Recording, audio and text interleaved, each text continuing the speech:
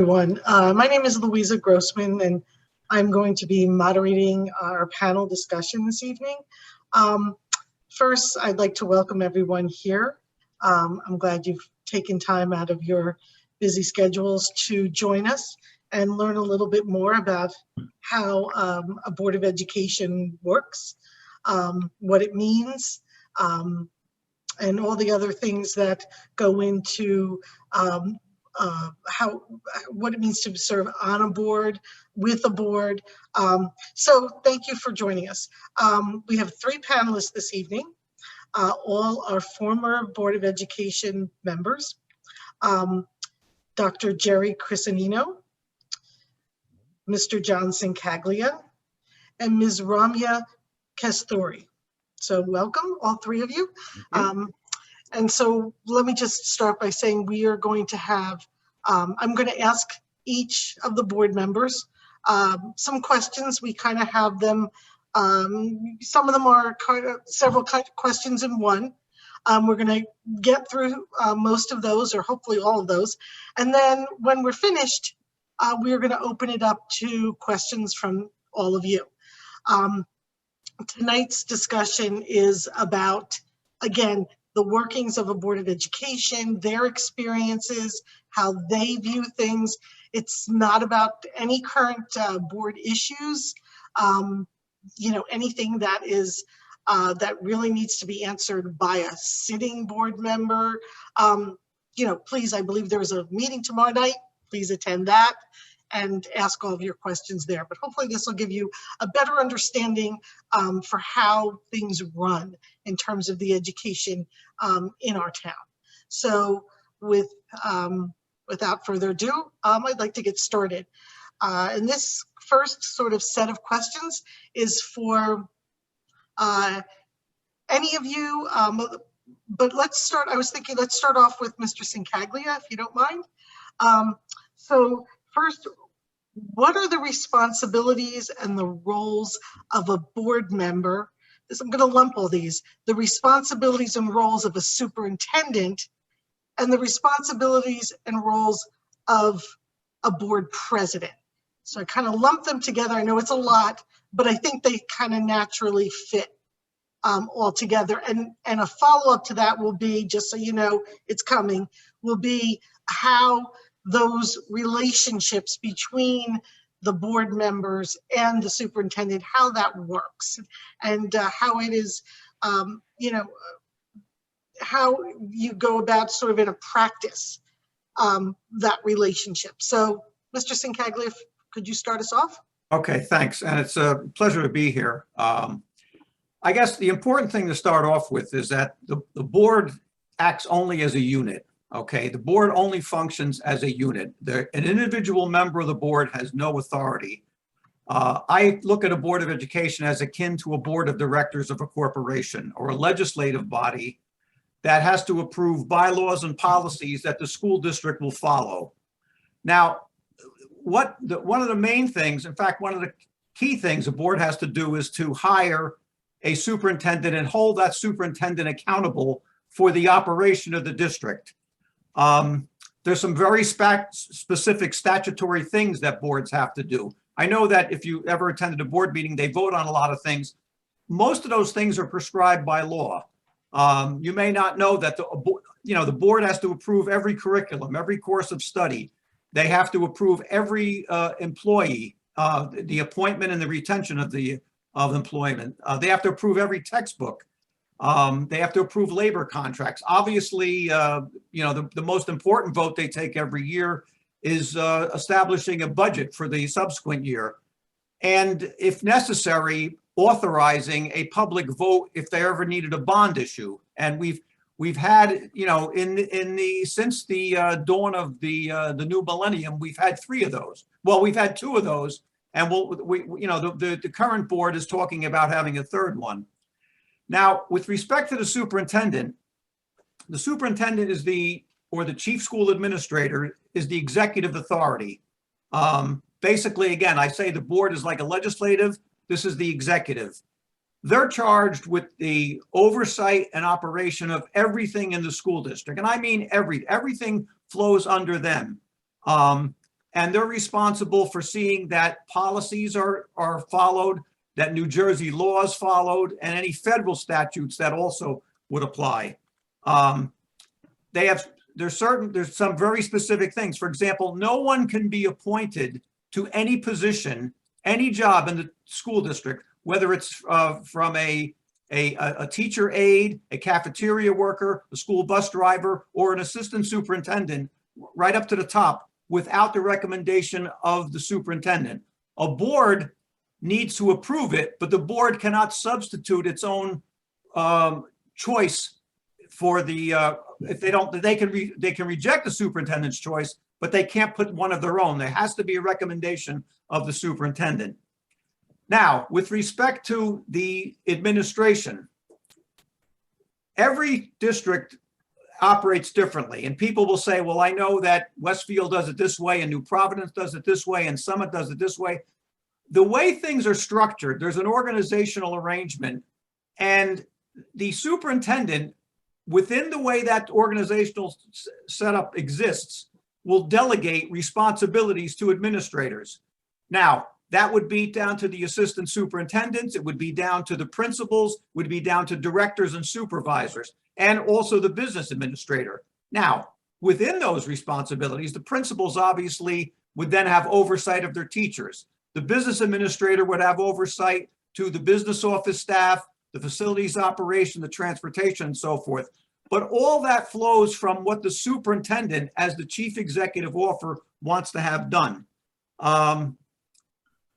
I could go a little bit further. I don't know if you want me to touch on what I think the board president's role is at this point.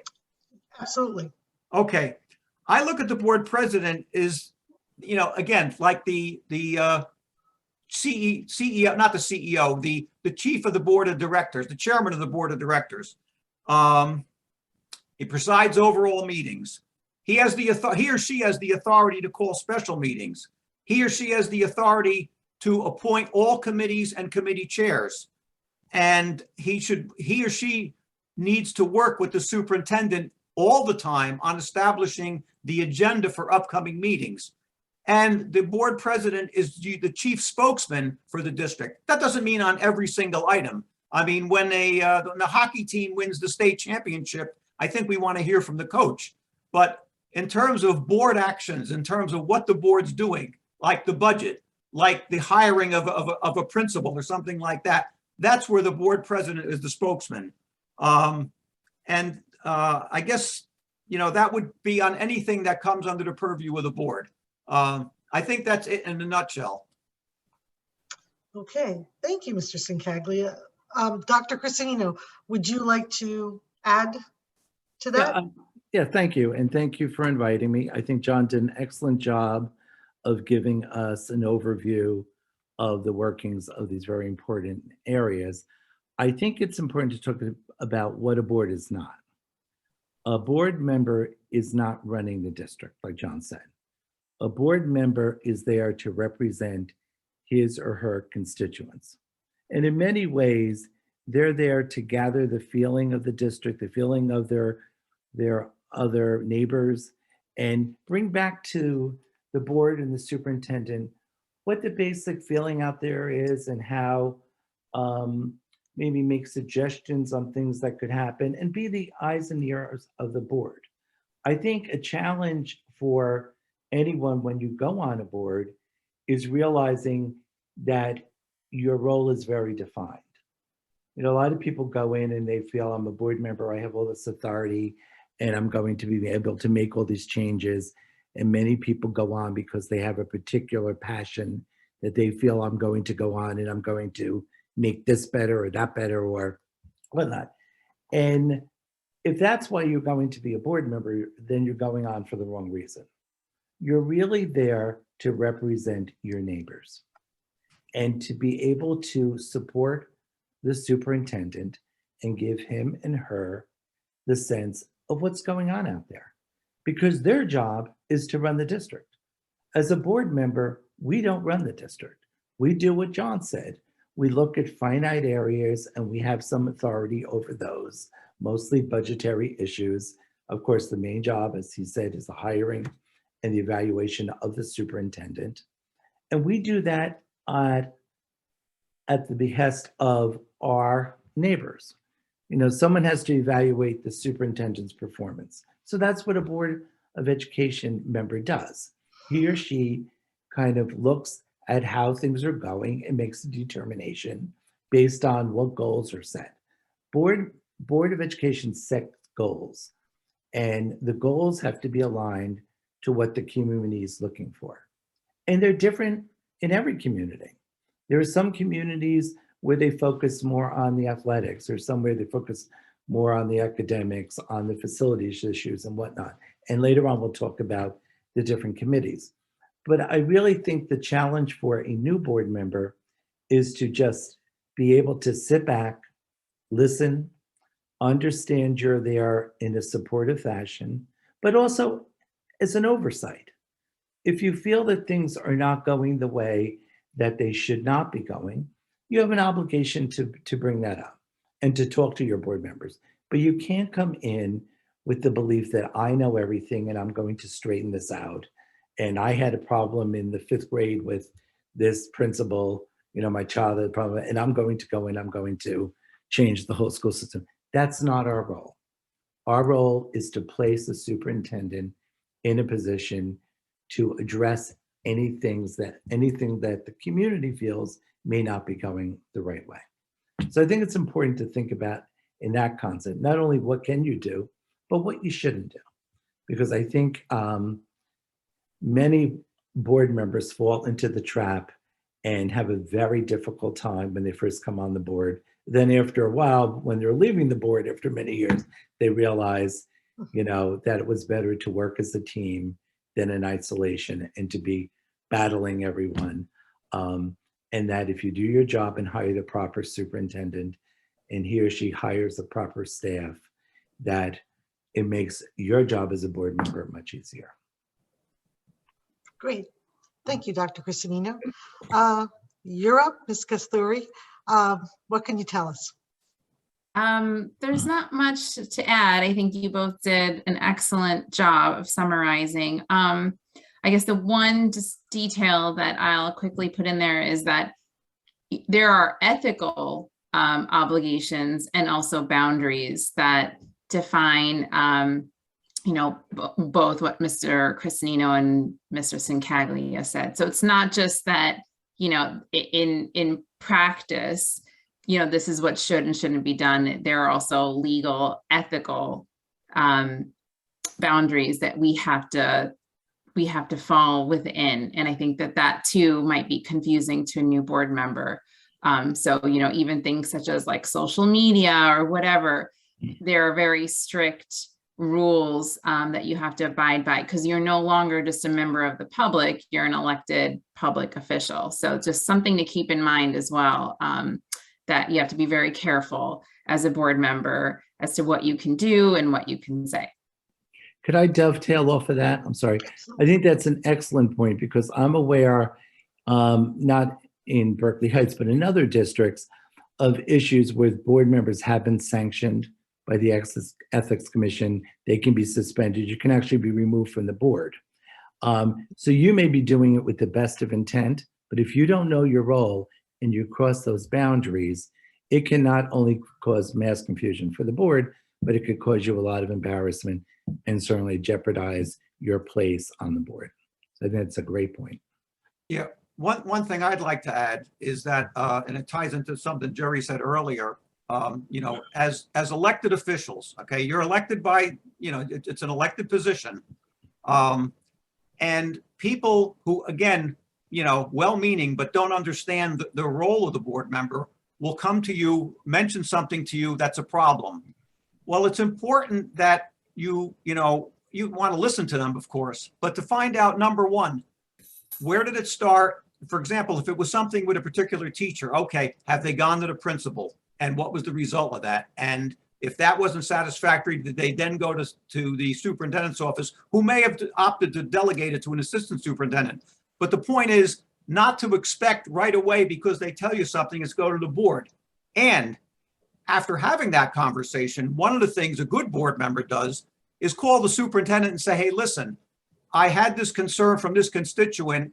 And I don't know, if it's going to come to you, but you should be aware of it. So the superintendent is prepared to deal with it and can look into things to be able to make a better decision or look into things in a more expeditious manner. But could I add to that too? That I think it's a great point to say that you represent everyone. So when you become a board member, you leave your personal allegiances on the side. So you may say, well, I go to the Woodruff School, so I'm going to fight for the kids at Woodruff, or I'm going to fight for this. No, we represent everybody. So the senior citizens who haven't had students, haven't had children in the schools for years, for those parents that are just starting to have children, for those people that don't have children in the community, we have to make sure that we represent all of their all of the areas that are important to them. Like for the budget, I mean, you can't just make a budget and say, I'm pro kid, so I want to do this outrageous budget, and realize that it doesn't impact the seniors who may not have children in school. So I think it's a good point. We have to just put our personal allegiance aside and say, we're here to represent every citizen in Berkeley Heights. And, it's kind of hard when you represent the ones that don't vote for you, but you still have to represent them. And you have to say, this is what our role is as a board member. Okay, thank you. Thank you, all of you. That was great. So kind of dovetailing on that, hopefully there are some people in our audience this evening that, might be interested in running for the Board of Education, if not this cycle, down the road. So can you tell us about, what is the time commitment that is involved with serving on the board, and what makes the board successful?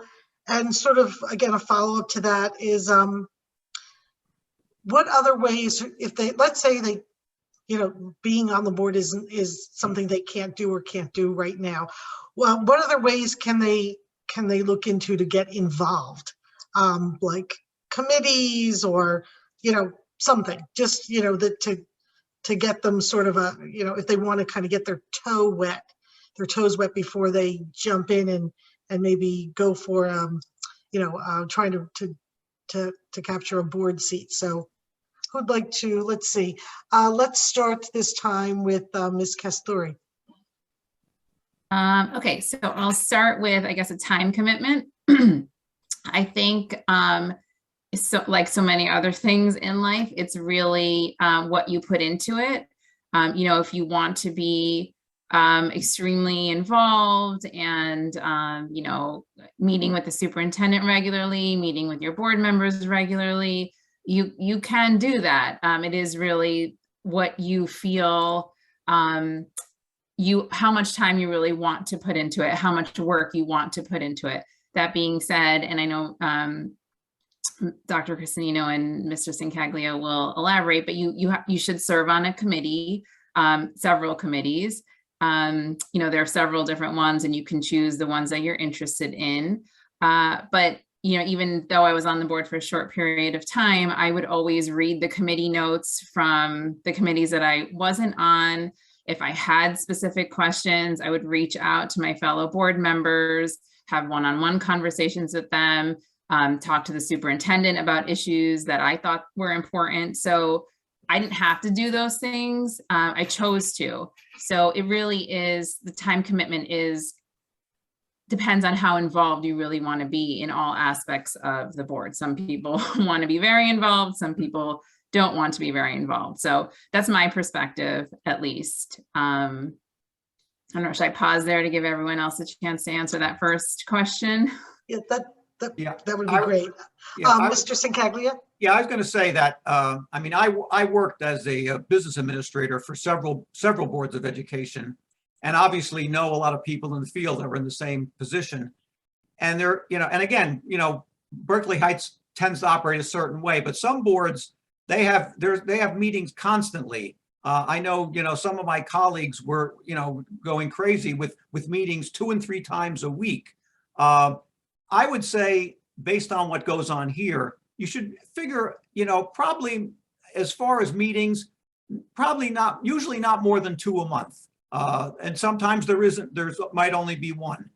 I think the important thing is being prepared. I know, of course, we're in the electronic age now, and so much is done electronically. But I remember one of the things when we go through school board orientation sessions or workshops, the one quote I always remember somebody saying that the scariest sound for a superintendent is when somebody's ripping open the envelope at the meeting for the first time and hasn't had a clue to what's going to be on the agenda that night. That's your responsibility. You got to be prepared. And that takes a little time. And as Ramya said, that might mean a follow-up call to the superintendent saying, hey, listen, I see this is up here. I don't really understand this. Could you give me some more information? That's the due diligence that a good board member should do. So I don't think, it's a tremendous amount of time. Again, it's what you put into it. Depending on what committees you get on, there might be more involvement. I know, for example, the finance committee at a certain time of the year would meet much more frequently. If you're on negotiations, there could be a lot of meetings and they could be some really long ones. But on the other hand, the general operation of things is probably just a couple of meetings a month, and that would include committee meetings. So, I don't think the time commitment, again, as Jerry said, we're not administrators. We're not we're not managing the school. So we don't need to be into the nitty gritty of, we need to see the oversight of things. And that, I don't think, requires a tremendous amount of effort. I mean, I know we've got families and I know we got kids playing soccer and baseball and so forth, but if you have the commitment and you're willing to do the background research that's necessary, which basically is just, knowing the policy and knowing what's on the agenda, I don't think it's an overwhelming responsibility or time commitment. Dr. Crisanino? Yeah, well, I agree with my colleagues. I think it's doable. I think it is what you make out of it. I think if you're thinking about running for a board, what you first need to do is start attending meetings and looking at minutes, and you'll get a sense of the amount of time that's required to be part of a board. I think people don't realize what the responsibility is because a lot of people don't get really involved prior to running for the board. And I think once you run, when you're going to, and let's say I'm going to run for the board, I need to be able to do my homework prior to that. So I can kind of quickly catch up and look at what's going on. What are the hot points that a board needs to deal with? Listen to board reports and you'll get a sense of the finance committee, how often they met. I worked on the finance committee with John, and John had a lot of meetings and they were good because we did a good job on the budget, but it also depends on the chair of the committee. And so I think you get a sense of that if you do your homework before you get on the board.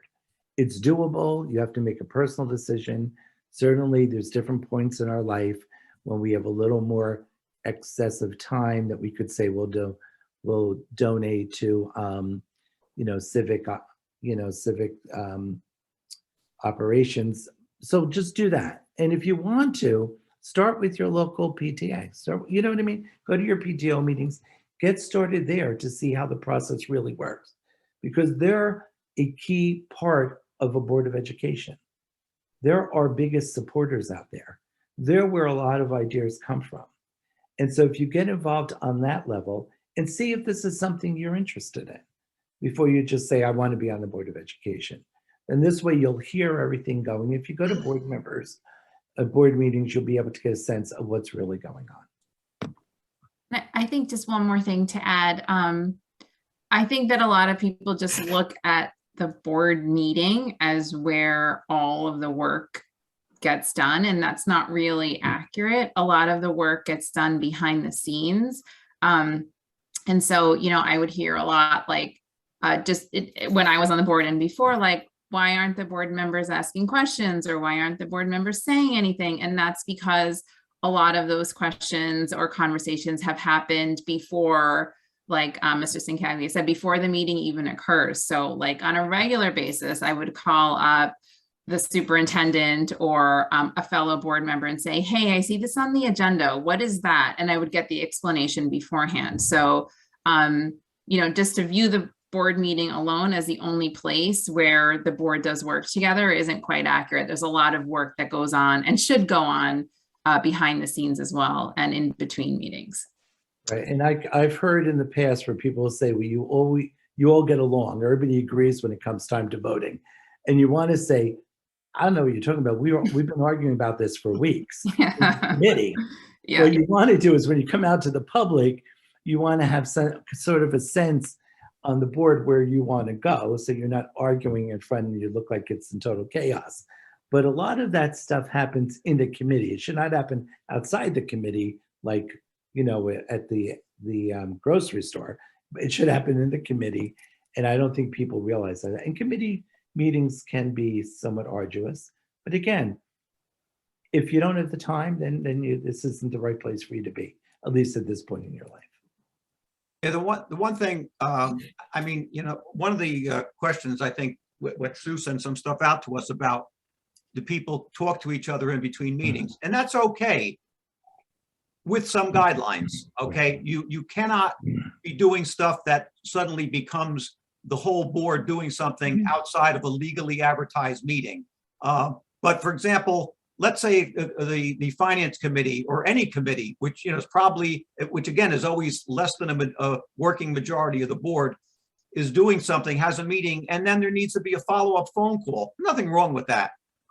What's wrong, however, is if you start sending group emails and things like that. And those are violations of the Open Public Meetings Act, and you just can't allow yourself to get into that. But it is okay to talk to each other. It's okay for more than a majority of the board to be at an event, as long as they're not discussing board business. I mean, I imagine at that hockey championship, maybe we had a majority of the board. Nothing wrong with that. When they go to the school board conference down in Atlantic City, very often there might be a majority of the board. Nothing wrong with that. But again, you're not going to be conducting board business. You're there, it might be socially, you're learning about different techniques and so forth, but you're following what the law requires and not trying to do things outside of the public view. Okay, thank you. So I guess let's just add one more layer to that, and I'll ask you, and I'll let any one of you can take this. So you're talking about speaking with each other outside of meetings, outside of public meetings. How about, and I think Ms. Kasturi, you had mentioned this, speaking with the superintendent. How often does that happen outside of, you know, public meetings, and under what circumstances does that usually occur? Mm-hmm. Formally, you can request a one-on-one with the superintendent as a board member. Then you can do that, you know, I guess as often as you want. My method, I would do that, but then I would also just give her a call if I had a question, or shoot her an email. And that for me was a very good and productive way to get an answer to a question that I had. I don't know if Dr. Pacino or Mr. Sincaglia. No, I totally agree.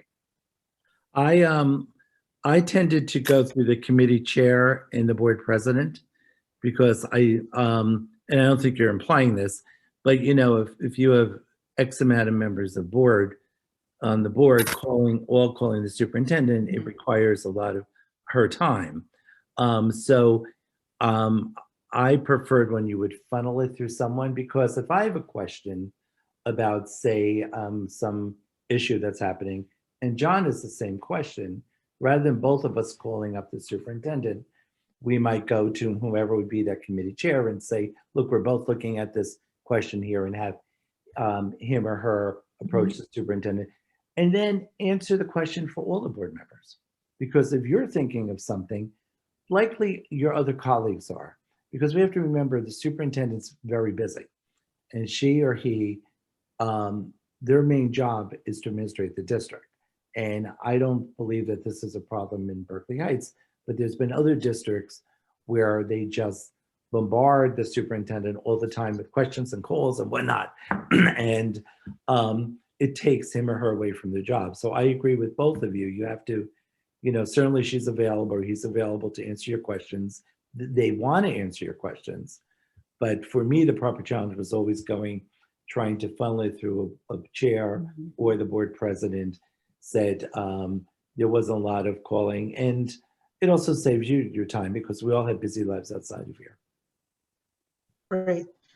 And I know all three of you have mentioned committees, things that happen in the committee, outside of committees. You've even specifically talked about the finance committee. Could you just tell us a little bit about all of the committees, like just kind of name the ones, and just a little bit about what each committee does? I think it kind of, Mr. Sincaglia. I think it kind of depends, year to year what the board does. I know that I'm pretty sure in our bylaws it says they're standing committees, but I don't think they're named. But we've always had a finance committee. We've always had facilities, and now I think they're combined. But that was a choice of this board. There's always been a curriculum committee. There's always been a I'm trying to think what the other one was. Usually a activities or athletic committee. Jerry, I remember that was one of yours. Right, the committee. And obviously there's always a negotiations committee. Right. And usually people try to shy away from that if they can, because it can really be a major time commitment, especially in the year when there are labor contracts. Any member, by the way, including a member of the public, can suggest there be a committee, okay, an ad hoc committee. And if that's approved by a majority of the board, there could be a committee for a specific purpose. If some issue comes up that the board thinks is worth investigating, and designate a committee for that. So that's something that can happen. But I would say finance, facilities, curriculum, negotiations, and I guess student activities are the ones that always are there. And again, some meet much more frequently than others. In terms of facilities, if we're planning on a major facility stuff, they're going to meet more frequently. You're going to have to be talking to the architect, but it'll vary. But I think those five to me are the ones that usually are there. And again, the board is always free to designate special committees anytime it wants. Right. I also think the long range planning facility. Oh, strategic, yeah. Yeah, is important, especially, and that was sort of a newer one that we came to later on when we were really honing in on our long range facilities plan. Right. Plan. But like John said, I mean, there's a myriad of committees. There's a personnel committee, and that can be, as much as a personnel committee, maybe it's once a month, maybe it's every couple of months. You don't know. So it's really important to just know that when something comes up, you have to be able to devote the time to it. All right. Great. Thank you. One more kind of follow-up question in terms of your time commitment and being assigned into committees. I know that there have been board members that are normally assigned to outside organizations. For instance, the Berkeley Heights Education Foundation, or the PTO Curriculum Committee, or something along those lines. So are there many of those types of organizations or groups that you will assign, or that our board will assign a member to? And could you just name some of them? And well, that would be up to the board president to designate. In fact, on a personal note, Louisa, you may recall, shortly after I first got elected, you hijacked me to say I had to be on the curriculum committee because no one else was available. Nobody's supposed to know that. But there's also the town council, and there's also the legislative committee. Okay. And Ed services. Ed services is an important one. Okay, I'm just trying to get a feel for additional time commitments that, additional things that you might volunteer for or be volunteered for if you were serving on the board. Thank you. If I may, when you first start out on a board, I don't believe you want to jump into the more challenging committees. I mean, I think that seems like the most exciting thing. I want to be on the finance. I want to be on the, but until you get a feel of what's going on and you understand the whole process, you may want to confine yourself to committees that are not so broad in nature. So you can understand the whole process of and how the board works and the interaction with the superintendent and the administrators, rather than just saying, I want to be on finance, because finance is an exciting committee because you basically are touching everything. But if you don't really have a background, that may not be the committee you want to start off with. Okay, thank you. Before I kind of hand this over to all of the attendees this evening, is there anything more that any of you would like to add? I don't know if we answered the part 3 of your question, or maybe it was part 2, but what makes a successful board? So maybe I'll just quickly, I know we've sort of been building up to that with all of the different pieces, but for me, it's really, and I think Dr. Cristanino said this earlier, I think particularly for new board members, you really need to spend a lot of time listening and learning. As he said, you know, your desires to get on there and say, oh, this is wrong and that's wrong, and what about this and what about that? But I think that's not as valuable as actually learning, you know, the different roles, the different committees, what everyone has been doing, what the plans are to do in the future. And it's really a skill that you have to hone in on, is to really listen first and understand and get all the facts before. And of course, like every board member should have a voice and should bring forward their opinions and, you know, what they're hearing in the community. But I think it's just so important to listen to superintendent, listen to your fellow board members. And again, we've sort of been touching on this, but you don't have to agree on everything, and you shouldn't necessarily agree on everything. But I think what makes a successful board is having really good working relationships, both with your superintendent and with your fellow board members, so that if there is a disagreement, even a heated disagreement, you can walk away from that. You can, you know, both respect each other's positions. And then when you get to the next item, you still have that respect and like that you've developed that rapport so that you can continue to work together. So it's not just about, you know, rubber stamping or agreeing, and that's not what I'm saying at all. But I do think for a board to be successful, you really do have to put in the time and earn the respect of your fellow board members and get their respect as well. Yeah, if I may, I think that was excellently said. I think respect is such an important part. I mean, you don't have to like the person sitting next to you at the board table. And in many cases, you may not like that person. And you don't have to go for coffee with them, and you don't have to. But you have to respect that they have an opinion and that people voted them into that position. And I think when you're disrespectful to the other board members, you're really disrespectful to the constituents that put them in, because we represent a group of people. So I think that was excellent said. If you have respect for each other and you respectfully disagree, and you could go home and say to your family, that person is the biggest whatever in the world, but go back out there and treat them with a certain level of respect, then boards work. I think when you bring to the public that infighting and that disregard and that acting as if this person doesn't know what they're doing, I think that becomes a problem, and then the whole board disintegrates. Even with the superintendent, if you don't like what he or she is doing, that's something that there's a process to address it. In my mind, you don't bring that to the community and make her or his job more difficult. You know, we stay in our lane and then address it through the proper channels. So I totally agree. I think that was a great synopsis there. You know, it's funny, this is very similar.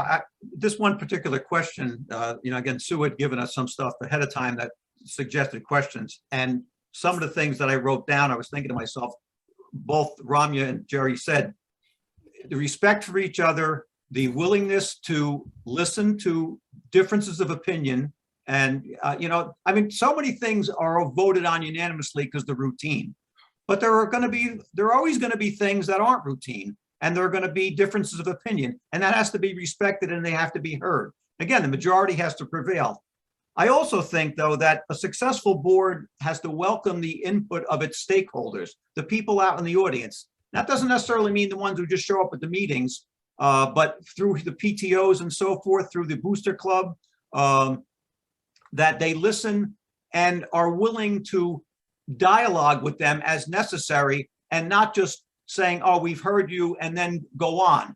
I think, we don't want to have a debating society there, but I think we want the stakeholders to know that when they have an issue, and again, have they gone through the steps that I mentioned before? Have they dealt with the things at the principal's level, the superintendent's level?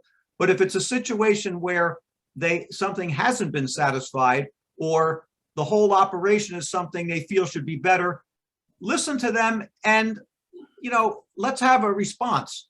Let's hear something. Let's get back to them and not just say, okay, we've heard you, and move on. Every voice is important. Doesn't mean that every voice is right, but it needs to be listened to. And don't always think you're right. You know what I mean? And I think that's hard for many of us. You go in and this is my point of view and I'm right. So when you listen to somebody, you may realize that there's a different way to look at something. There's a different shade that I didn't consider. And I know there was many times when I came in with the preconceived notion, and then, some of the more seasoned board members like John would come in and he would talk, and I would think, I can't believe it, but he's right. And I wasn't thinking that way. So I think you listen and you kind of educate yourself, and you realize we're there to make sure the decision best represents and best takes care of our students and represents our constituents. And sometimes we're wrong, and we need to educate and do the work to make sure that when we make that final decision, it's based on what's in the best interest of the school districts and the citizens of Berkeley Heights. Great, thank you. Thank you all three. Okay, Angus, can you open up the the abilities so we can have people start asking questions. So if you have a question, raise your hand on your little, click away to raise your hand. And, okay. I see Doug. Doug, are you with us? Doug? Hi, Hi. can you hear me? Yeah, I So can. Hi, welcome, Doug. Can my you just question is, yeah, go ahead. can you just state your name so we know who we're talking to? First and last name, please. Sure, Doug Burbauer. Anything else? Nope, that's it. Go ahead, Doug. Okay, so my question is, what is the proper role of the board in informing the public? I'm sorry. I didn't hear that whole thing. Yeah, I didn't hear that. Yeah. What is the proper role of the board? Oh, sorry. What is the proper role of the board in informing the public? Okay. Okay. Do you mean in general communication with the public of what's going on? Well, if the board is making changes, Yes. or has a long-term strategy, Okay. should they inform the public? Are they required to inform the public? How should they be doing that? That kind of thing. I mean, there should be transparency in everything we're doing. It's not a secret society. There are some things that at certain points you're not going to be able to speak publicly about if it's a negotiation or a personnel matter or a contractual type of thing. But I've always believed that the most important thing is to be transparent. That the public, you want them to be aware of what you're doing and your position. And if you don't feel comfortable doing it, then you have to look and think, why don't I feel comfortable letting people know this? So I think it's important that we make sure that our partners in the community are understanding why we're doing things, why we're making decisions, and what our future goals are in the district. Certainly that venue would be through board meetings, different chats boards may have, different vehicles of communication. But I always felt it was best served if you were fully transparent. Yeah, I would say that, and I think back to, and this goes way back, when we did I think it was $25 million referendum. I guess it was in 2005, 2006. We held, I can't remember how many meetings where we talked about what we wanted to do. We had schools open so we could show people what would be planned at those particular schools they could visit. And again, you know, you put the stuff out there, you hope people will listen to it. And you know, we do have an active, you know, internet press here with TAP, who usually covers meetings better than what we used to have with the independent press, which was hit or miss. I think TAP is much better now. I agree. You know, if there's major things going on, it's important that it not be sprung all at once. That it's for example, the strategic plan, it's an ongoing thing. We're taking input and so forth and letting people know what's going on. If it's budgeting in terms of where we're going, where we think we're going to be, you know, but don't you know, catch people by surprise. I don't know that you need a public relations firm, but you know, some boards opt to do that.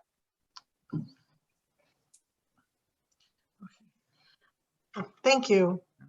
And how about Ellen? Ellen's iPhone I have down here. She can also turn on video if she so chooses.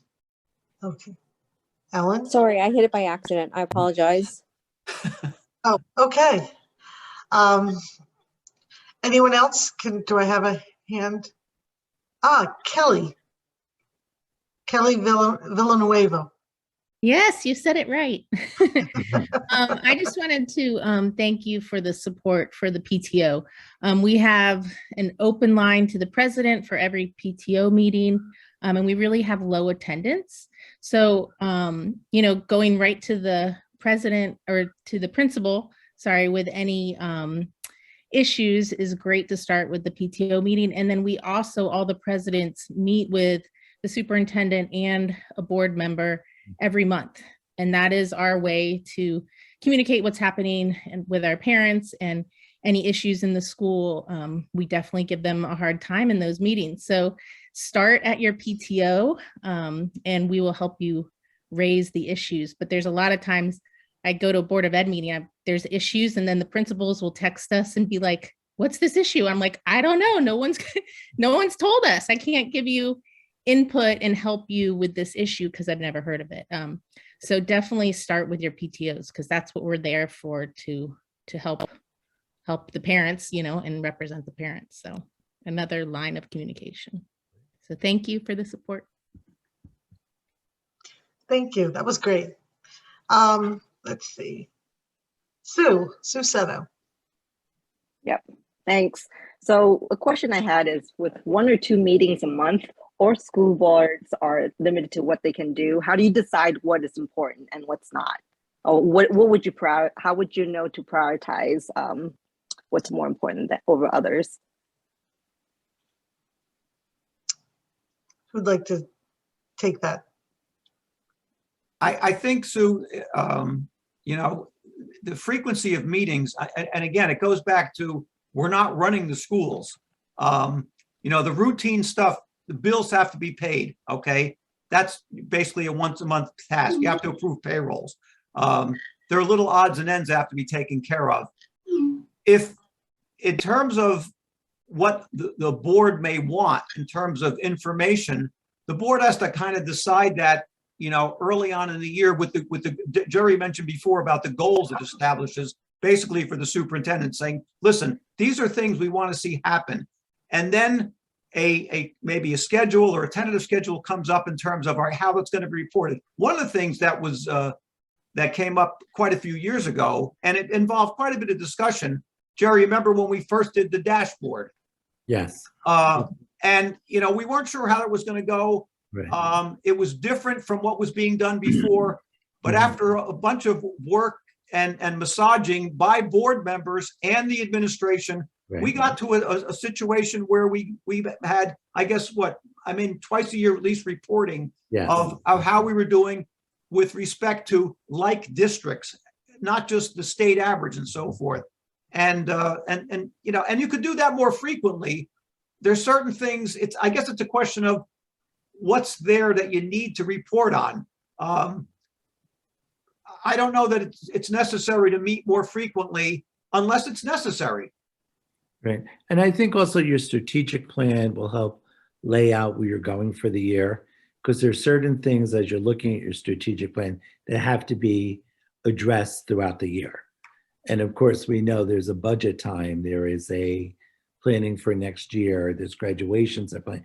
So there's just a natural flow of issues that need to be addressed at specific times.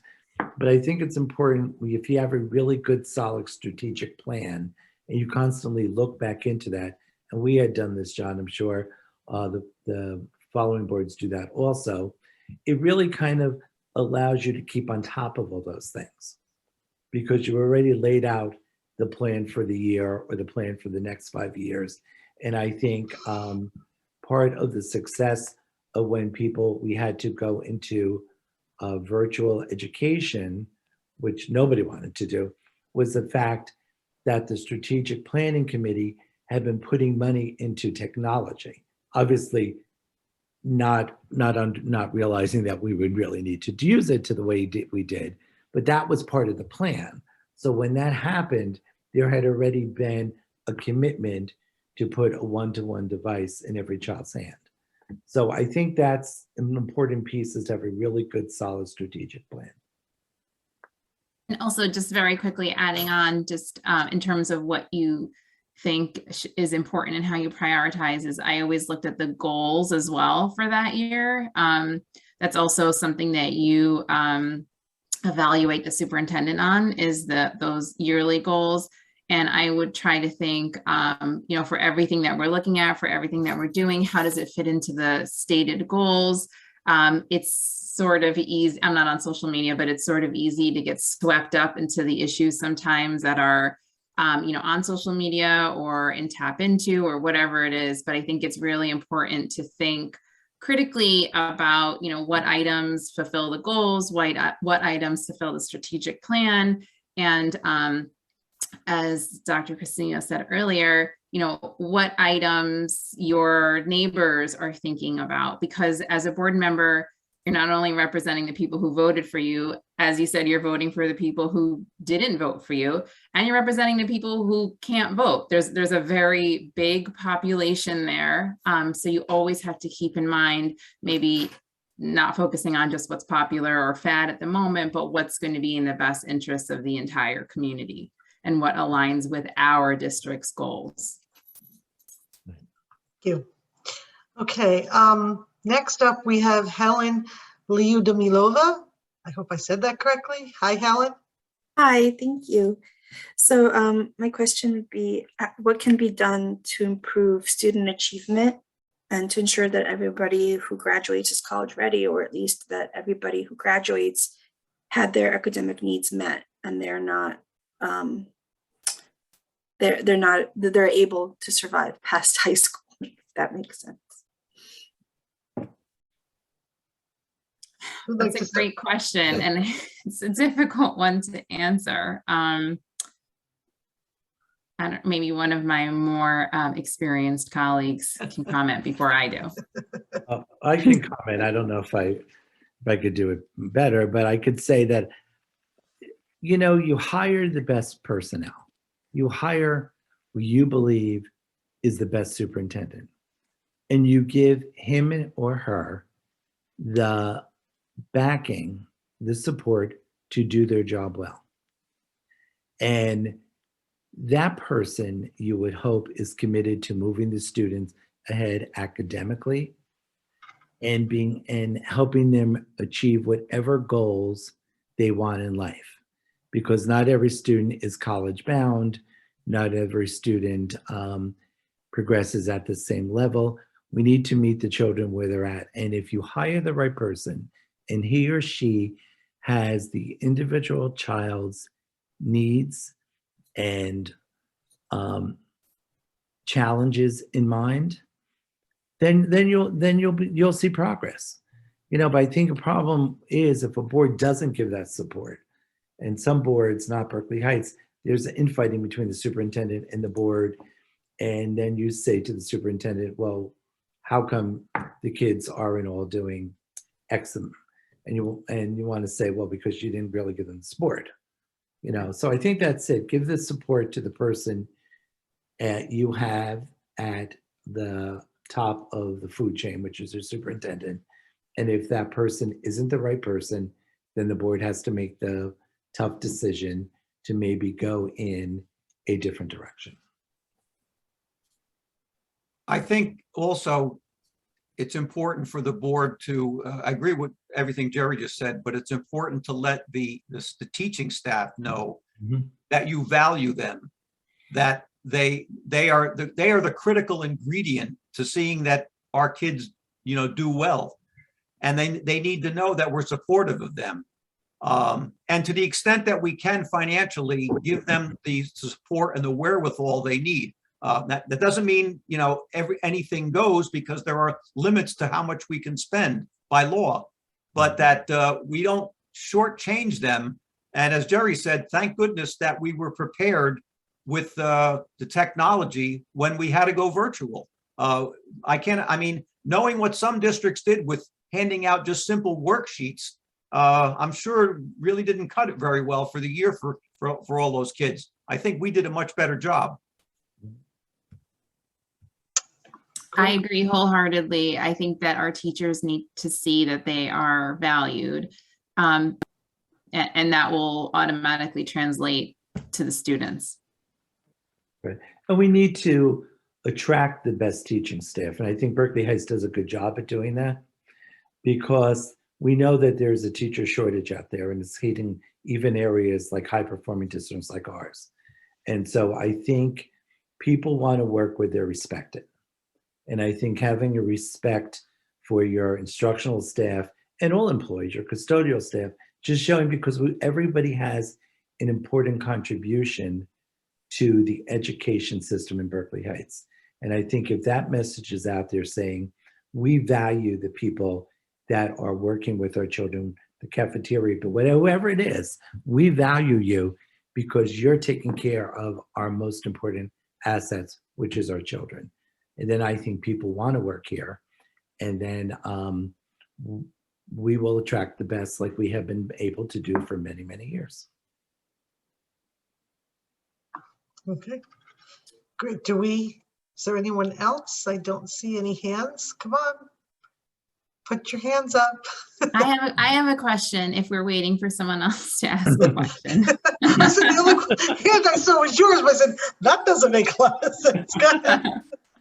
I have a question for my two colleagues who've been on the board for many, many years. What is the most important lesson you've learned as a board member? That's my first question.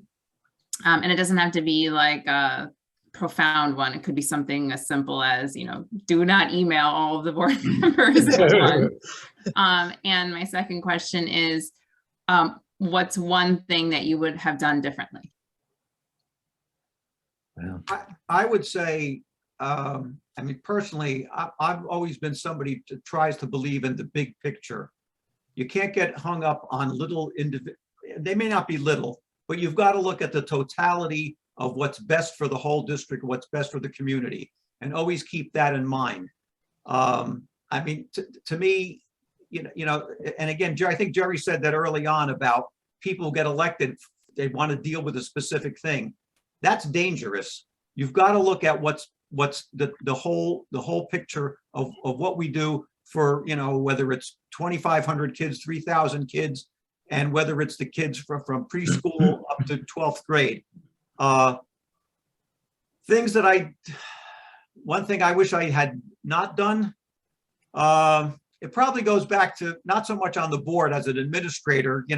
There's certain things, maybe recommendations you made that you wish you didn't make, but I'm not so sure that, I think, again, being willing to listen and have some confidence that you've picked the right leader is crucial.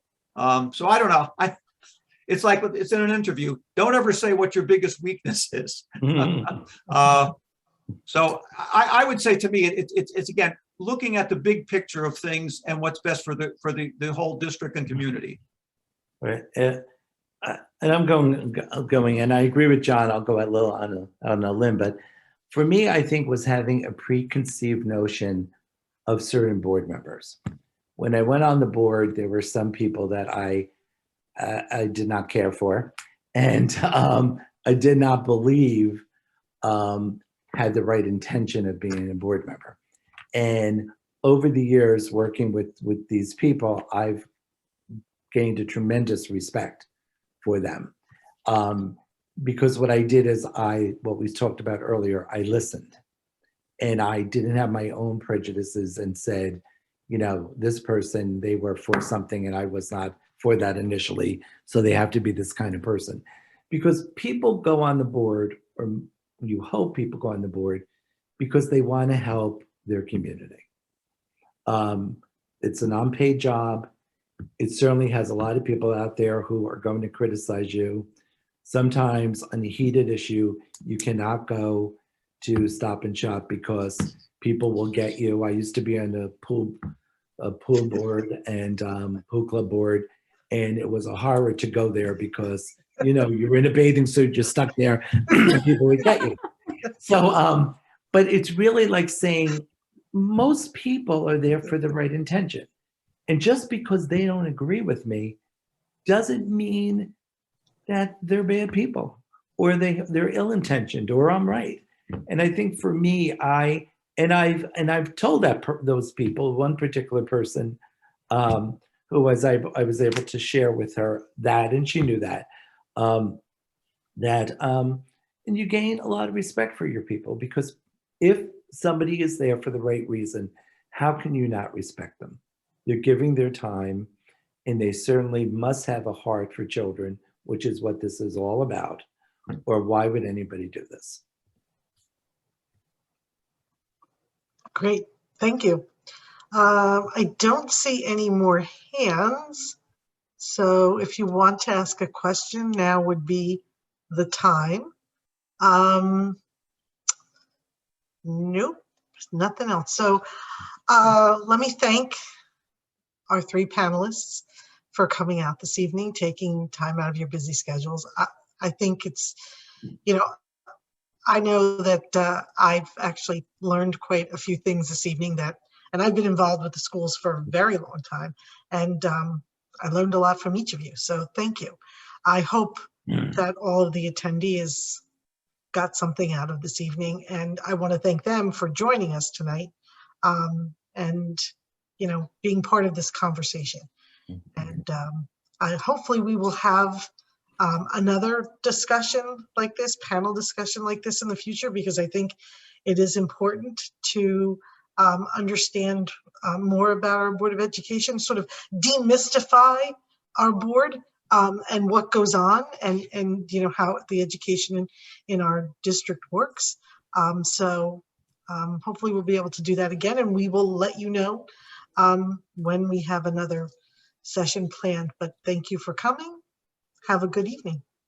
Thank you. Just before everybody hangs, if you guys have questions that you're unable to answer during this call, feel free to just write to me directly, and I'll make sure to funnel them to our speakers or whoever's on this call. So you have my email. It was sent by through the invite. So feel free to just, like, you know, direct your questions to me. Thanks. And thank you, Sue. And yeah, Sue, I was going to say, Sue, thank you for initiating this. You know, for those who I think dialed in, I hope it was helpful. But again, thank you for taking the initiative. And Angus for doing all of the logistics. Oh, yeah. Right. Yes. And if I could just Helen is for you as well. Thank you, Helen. Right, Louisa. Louisa was never on the Board of Education, but her commitment to the district is immeasurable. And I would even say that behind her back. And she did, because she got involved on many different levels. You don't have to be on a board. to make a great contribution to this wonderful district. And Louise is a perfect example, and Sue now with these forums and everyone else that's participating. It really is wonderful. It shows a real grassroots effort to just continue to support this wonderful district. Thank you. Thank you for inviting me. Thank you, Thank everyone. you. Good night. Take care. Have a good Bye. evening.